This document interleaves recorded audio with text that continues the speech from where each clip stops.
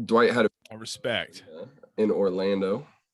Hell yeah. All right. Impede coaches. Everybody, welcome to episode 2 of the Hoops Roast, or some other name podcast. Haven't come up with another one yet.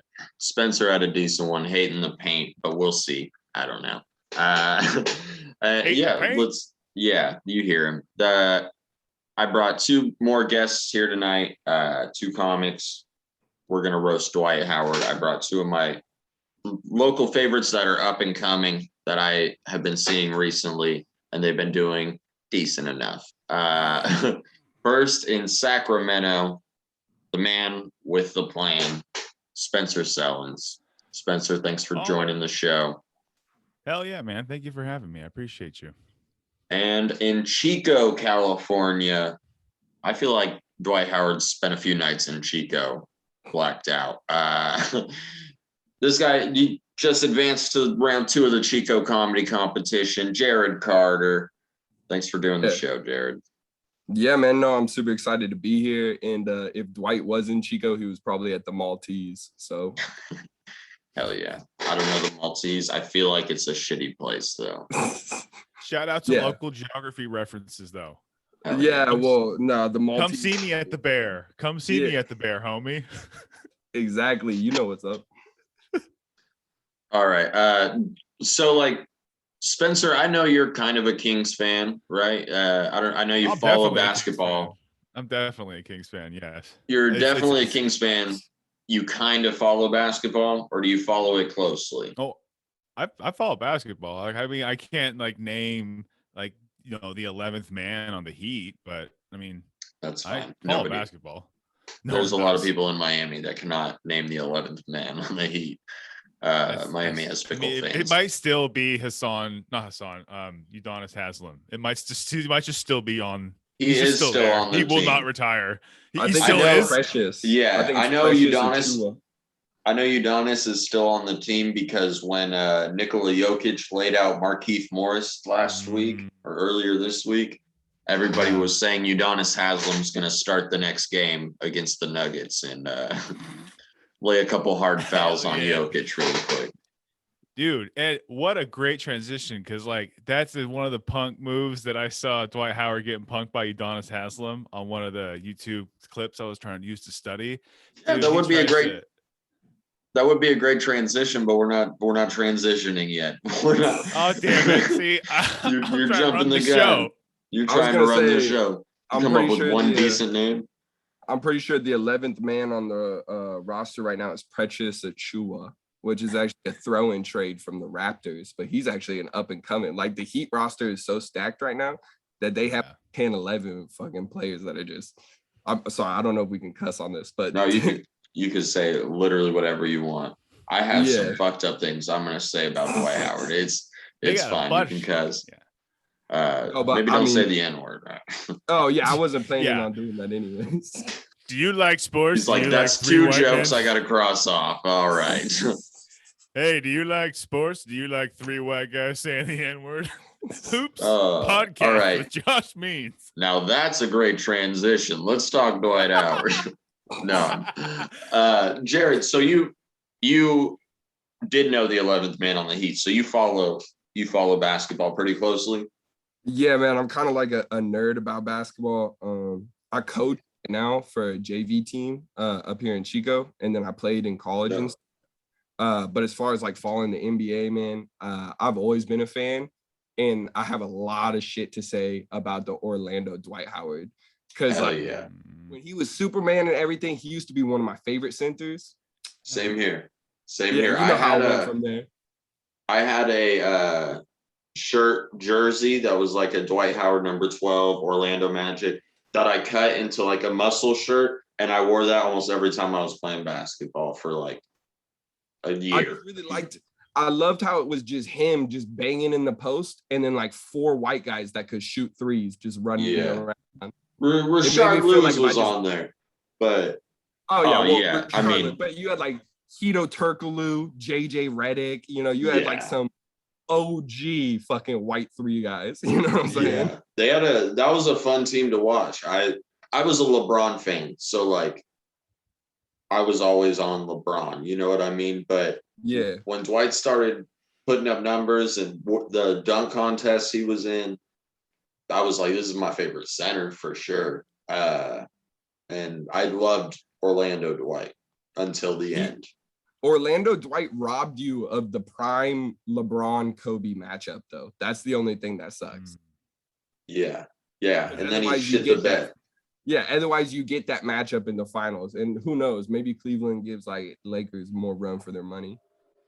Yeah, that would have been a much closer series because Dwight was getting punked by Andrew Bynum. So it was sad to see. Yeah, that's what got Andrew Bynum that big old contract from the 76ers.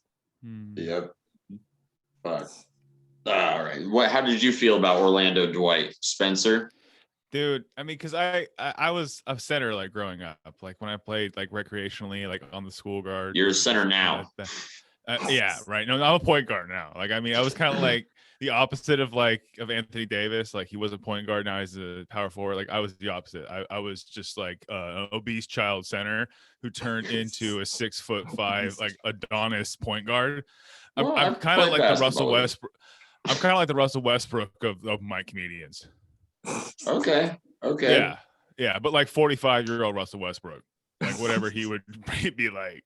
I got like, you could tell like I used to just be so explosive, but in all seriousness, it was kind of like a model to like, because I always wanted to be like tougher, like more like physically like tough and present on defense. And I don't know, when I was younger, I thought that he was super tough, like when he was on Orlando. And then he goes to other teams, and it's like, oh, okay, well, right. And, yeah, I'll never forget Kobe calling him soft. Like, I don't know. I did think he was, not tough because he wasn't like, but yeah, intimidating for sure. Like, nobody wanted to drive on him because he's going to send it into the second or third row. And then when he's coming down the lane on a pick and roll, you got to get out of the fucking way. Seriously. So like, it was hard to see him as soft at the time because he was so intimidating and athletic. Not to mention too that like Dwight, one of my favorite interactions between him and Kobe was after he left the Lakers and he went to the Rockets, and he had those elbows against, he got called for the technical foul for those elbows against Kobe, and it was like their first matchup right afterwards. Yeah. About them, and Kobe literally just took the bow straight from Dwight to the face and then just proceeds to just sit there and talk shit to him in his face, like, you're soft. Literally, that was so hardcore, man. That just is another Kobe story. Yeah. I got a joke about that in the roast. So like, what did you guys think about I want to know about really just one more team, the Lakers Dwight and Rockets Dwight, because Lakers Dwight, I had just gone from loving Dwight Howard to getting extremely like annoyed with him because he was like the first star to force a trade. Like, he demanded a trade, and then while they were deciding if he would get traded or not, Carmelo got traded. Carmelo forced his way out. So like, Dwight was the first one to like make that a thing. Even though Melo was the first one to get traded, Dwight just went about it in an extremely weird way. So I don't know. So I was already starting to not like him, and then he got traded to the fucking Lakers, and I hate the Lakers. And he also got traded with Steve Nash, who was like one of my favorite point guards of all time.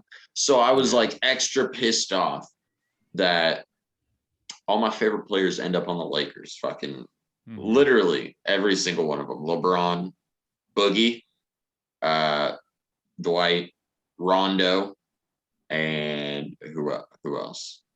Westbrook. Yeah. So, dude, fuck the Lakers. So I was happy that it failed. Yeah. Yeah, the problem with the Lakers was that I actually felt kind of bad for Dwight in that whole situation because bro had hurt his back in Orlando, and he was coming, and he still put up like relatively good numbers. Like, everyone always talks shit about Dwight that he was like unplayable on the Lakers, but he averaged 17 points and like 12 rebounds a game. So he was still work in the post.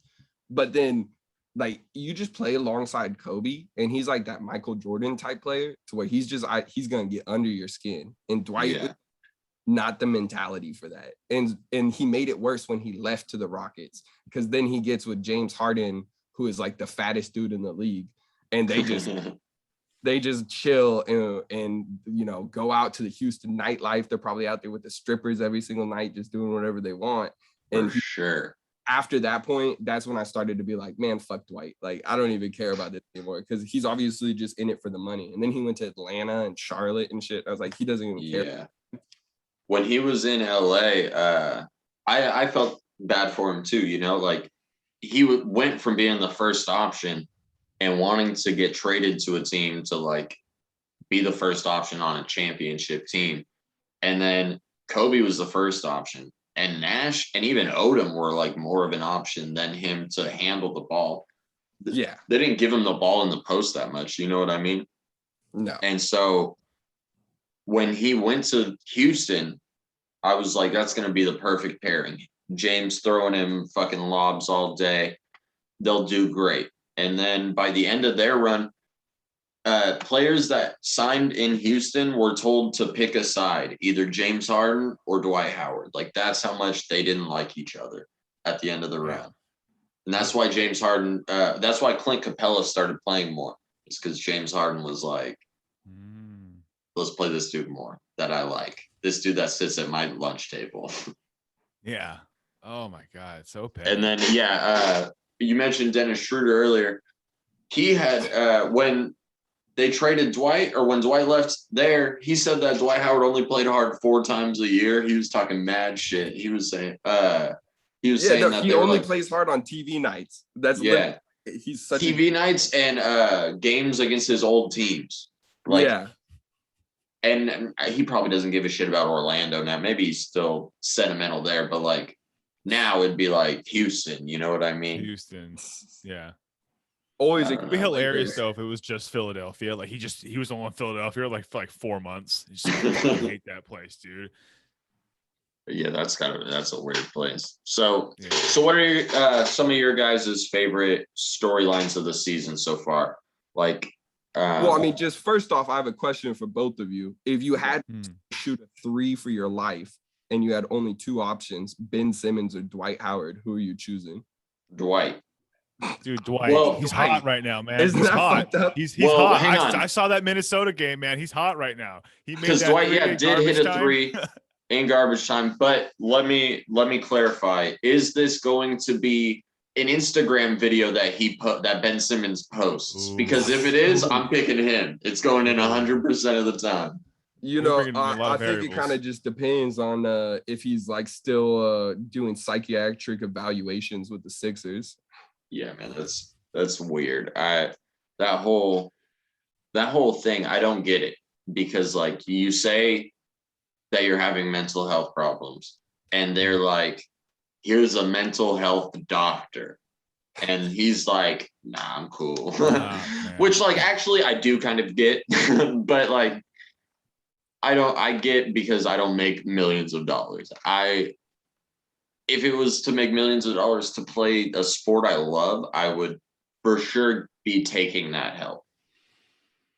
I don't get it. Yeah. That whole entire thing is so weird, because it's like he gets fined, so he comes back, and then that footage gets released of him just like standing around, cell phone in the pocket and all that shit. Practice. Doc kicks him out, and then he says, "Oh no, it's because mental health." And so he doesn't get fined anymore, because he was getting kicked out without pay after that whole entire thing. So it kind of seems to me like, I don't know, it's kind of fucked up, but it seems like he kind of screaming wolf. You know what I'm saying? Like yelling wolf in a way, because it's like, are you really tripping off of stuff, or are you just piggybacking off of it? He's just trying to get traded. Yeah, he's just trying to act a fool. Like, I'm a crazy bitch. You gotta come on, cut ties with me. Who knows? Just like I'm trying to go to the psych ward. You gotta get rid of me, right? Yeah, it's like your girl throwing all your clothes out on the front yard. Yeah, I was gonna say, it reminds me of my ex. Realistically, like, what could you even get for him right now as not even just as another Dwight GM. Howard. Like, what? You could get Dwight Howard. Marvin Bagley. Straight up. Straight up. Dwight Howard and Marvin Bagley. Yeah, Marvin Bagley for Ben Simmons. That's a good trade. Dead ass. It's a 3-team trade. The Kings they're just Would trying to get rid of Bagley. Like, come on, Josh, would you do Buddy Hield and Bagley for Ben Simmons?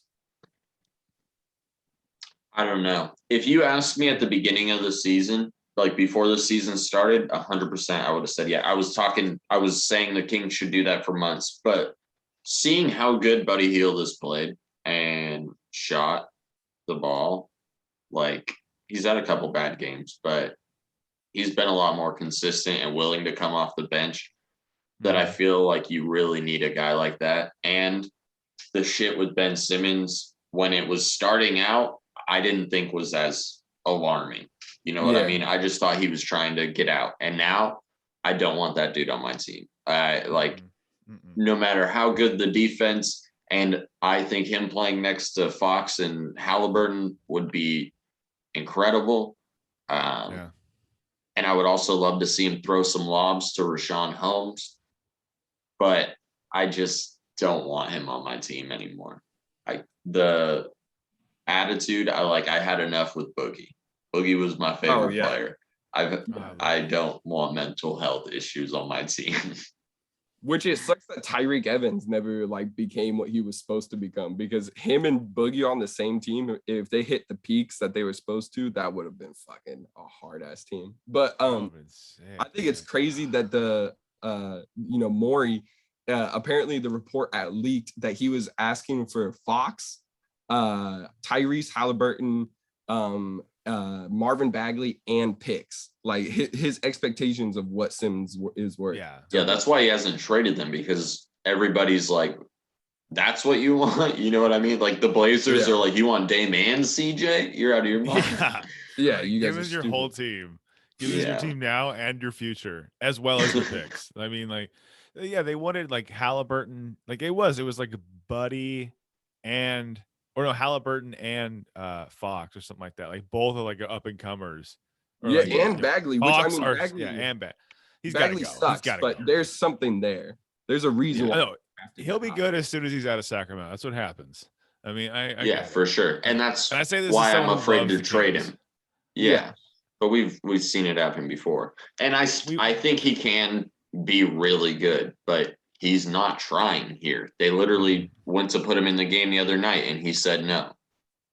So what the fuck? Yeah, against the Suns. That's the report coming out. I don't know how true it is, but I don't know. I think they were getting blown out, I'm assuming. Did you guys see the Thunder game? I'm actually wearing a Thunder sweatshirt right now. But I am a Kings fan, I promise. But did you guys see the end to the Kings Thunder game last night? I didn't. I saw the score, but I didn't catch the game. I'm not gonna lie, both those teams are basically tanking as far as I'm concerned, so I was not paying attention at all. Yeah, I don't blame you. The Kings choked an 18-point lead and then had the ball with 24 seconds left, or there was 25 or 26 seconds left. So 2 seconds after the shot clock. You know what I mean? So they're running the ball down, tie game. They're running the clock down, on a tie game. De'Aaron Fox drives on Lou Dort, gets stripped. Lou Dort takes it all the way, layup for the lead with 1.2 seconds left. And they win. Fuck the Kings. So, Jared, are you a Kings fan or do you like somebody else? So I've been a Kings fan. My first game that I ever saw was the Kings, but because I was a Kings fan for so long, I've taken to just saying that I'm a fan of players now. And same here. Yeah. So I basically just follow teams. And the pair that are my favorite pair for some reason right now are on the Celtics with Jason Tatum and Jaylen Brown. I think that they could with the right pieces around them, I think that could just be a crazy. I mean, both of them are averaging 25 points per game, top 5 scorers, and they're both under 25 still. So that's just crazy. I really get a Jordan Pippen vibe from them. You know what I mean? Seriously. And the funny part is I think Brown is more of a Jordan. Yeah. Even though Jason Tatum gets the accolades and the media attention, Jaylen Brown just kills it, and he's a dog on defense. I love Jaylen Brown. And he's just hella smart too. Like, dude's a Harvard grad, like super cerebral. If you listen to any of his interviews, he's pretty impressive fella. But the Kings are actually, they were kind of one of my sleeper picks to maybe make it in the play-in round this year, especially because I really like Tyrese Halliburton. I think that was like one of those like CJ McCollum picks, you know what I'm saying, where you're not expecting much from him and then he becomes like a key contributor. Yeah, for sure. But the team that I really like out of the West that's young is the Grizzlies right now, bro.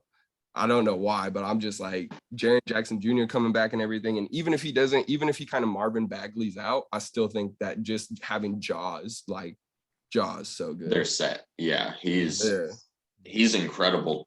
He's so fun to watch too. Like, there's a lot of players that are like you think about the Grizzlies, they had the grit and grind for years. That was great teams, and I'm sure there were aspects of that is super fun to watch. I love watching defense, but for the average fan, like Ja Morant is fun to fucking watch. And he's good too. So like, he's like a young Vince Carter, man, just with like his highlights. It's ridiculous. Yeah. And then speaking about the Thunder, who gave you guys a run, Josh Giddey has been surprising me this year, man. Wasn't he leading? I think I saw a stat like a week or two ago that he was leading the league in like assists per minute. Yeah, his per 36 stats are fucking crazy. Maybe that's what it was like his per 36, because he's not playing like that much. But no, but I mean that's because they have like a problem that the Sixers did kind of during the the process, and then Sacramento Kings sometimes have it too, where they just have an abundance of young talent to where it's like they have to kind of figure out who the guy is now. And I mean, Lou Dort is super good. But I kind of miss this is going to sound dumb, but I miss the like 5th seed, 6th seed Thunder teams that were just Russell Westbrook and no one else. I kind of me too from the Thunder. Those were some of my favorite teams. Like that year that Russ got the triple-double, and the MVP, and that game against the Nuggets where he hit the game winner to clinch both the triple-double thing and the win, and it was like they clinched a playoff berth or something. Fucking incredible. That was so badass. Those teams. I know exactly what you're talking about.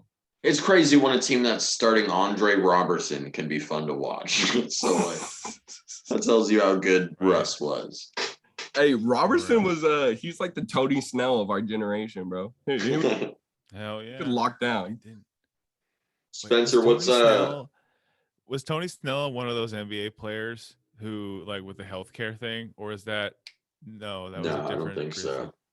Oh, never mind. Who am I thinking of? The Grizzlies 3-and-D dude. Grizzlies 3-and-D, like 3-and-D Hall. Like, God. Anyway, not important. Sorry. No, I know. God, you know what I'm talking about? Like 3-and-D, like prototype 3-and-D player, Grizzlies. James Posey. Was that him? I don't know. No. Could have been somebody else. Oh well, not important.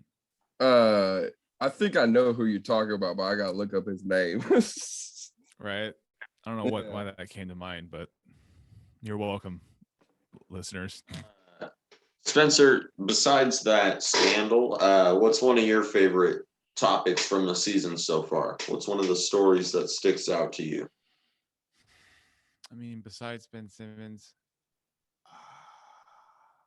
dude. Okay, I'm really loving the fact that the Lakers are kind of like regretting, at least so far, that Russell Westbrook and not taking Buddy Hield. I'm really hoping that skyrockets his trade potential, because I love Buddy.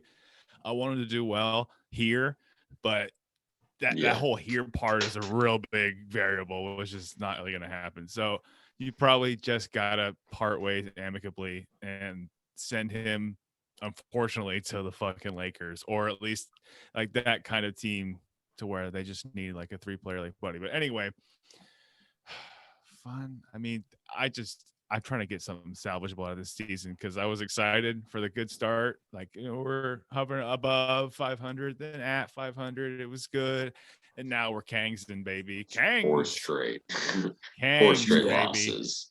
Not good. Not against good teams either. Against teams Also, that are tanking. Tony Allen was who we were thinking of. Tony Allen. Thank you, sir. Thank you, Jared. I got you. Yes. Thank you. So many players got caught up in that. That's so funny. Right. What do you think about the whole entire Bulls Lonzo scandal? Do you think that Lonzo was already going to the Bulls before all that was? Yeah, man. They were talking about that for months before. Like, yeah, I heard about Lonzo going to the Bulls after this season.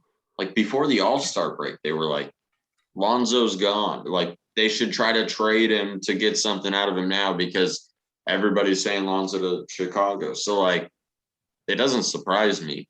It's just, I don't see why it's a big deal. Like it's kind of obvious. Like everybody does that. You know what I mean? Everyone tampers. Yeah. Like, how are you going to stop tampering? It doesn't make any sense. All the players are like openly saying Bradley Beal and Jason Tatum, like Bradley Beal said that Jason Tatum has recruited him a few times. Like, yeah. And he's said that other players hit him up all the time. So like, it doesn't surprise me that a coach or a GM would also talk to a player or talk to a player's dad and get a deal. You know what I mean? Shameless Bagley. But hey, I also wanted to say, what do you think about Fat Zion? Have you seen that? Yeah, Fat Zion. He's so big. Yeah, he really is. When the Kings, all those beignets, man. When the Pelicans played the Kings here in Sac, he didn't even show up at the game. He was at the Joe's Crab Shack. It was like, what are you doing, Zion? I'm just kidding. He was at the game, but I don't know. Like, it's hard because he's already a big dude. He has like that body, and then he hurts his foot or his knee, whatever it was. He can't walk. He can't exercise the way that he had been. And he lives in New Orleans where they have like amazing food. And even like, no matter where they travel, like he's gonna eat, you know what I mean? And he can't run it off. He can't, I don't know. So I'm curious to see how his athleticism holds up and if he can still play the same play style. Because obviously he's going to have to slim down, but like he's always been big. You know what I mean? I remember seeing one spin move of his that I was like, I don't think Fat should be able to move that fast. Like, I don't get it. It literally looks like Tyler Perry, like doing an impression of like Medea playing basketball sometimes. Yeah, it's like Big Mama's house. Yeah, it's literally Big Zion's house. No, but the thing about Zion though is, do you think that he could be kind of like doing like a James Harden on the Rockets to get to the Nets thing, to where it's just like New Orleans is a cesspool right now for basketball. Like everyone is just, we can't get above 500 if we try. You know what I'm saying? So I'm just gonna eat whatever I want, like Charles Barkley before he got drafted by the Sixers, and just do whatever I want. Go to Denny's 3 times a day. You know what I'm saying? Yeah, it could be. I remember he mentioned wanting to play in the bright lights of Madison Square Garden. And it was like, nobody even asks you that, bro. Why are you mentioning that? But RJ's there. Like, yeah. It makes sense, man. He wants to go somewhere. And think about just like Zion in New York, bro. Like, people have kind of forgot about Zion. But when he was on Duke, all you could talk about was him. In high school. Yeah, high school. He's always been used to being like, and now he's like the only thing of relevance on that roster. Like, what else? Brandon Ingram is literally the only other positive, really. Like, maybe Valanciunas. It's dope to put up, 25 points, but you're gonna do it on like a 60-loss team, like a 65. Exactly. I like all their players a little bit, like Valanciunas, Devontae Graham, Brandon Ingram, but they're not good together. They're all best as a 5th option. Maybe Brandon Ingram's a little higher, but their defense was terrible, or it was already like not that good. It wasn't terrible, but it was like middle of the pack with Lonzo. I think it was like 11th or 12th. And then they go and they replace Lonzo with Devontae Graham, where it's like, okay, maybe you're getting slightly more like 3-point shooting. I think he's a decrease in playmaking, but you're getting slightly less or slightly less playmaking, way less defense, and like maybe a slight uptick in 3-point shooting, and that's it. It just doesn't really worth it at all. All right. Let's start with the roast of Dwight Howard. And let's wrap this thing up. Do one of you want to go first? I'll defer if Spencer wants to go first, but I can go first as well, whatever you need from me. Well, shit. All right. Well, my roast jokes are kind of like a little bit free flowing and natural. All right. Some might say disorganized and without any effort, but no, I say no, but okay. So I don't know, man. I spent my childhood like looking up, like, idolizing Dwight Howard as a defensive powerhouse, could do the best thing on defense, like all these posters that he's put people on. And then really at the end of his career, the only thing I'm going to remember most is just Dame Lillard dunking or shooting like a 40-foot three on him when he was on Houston. He just has like the Chris Webber effect, just looking at it like Robert Horry. No. Oh man. And that's going to be the highlight of his career. I told you, disorganized, free flowing. That's what we're doing here. It's fine. Let him out. Let's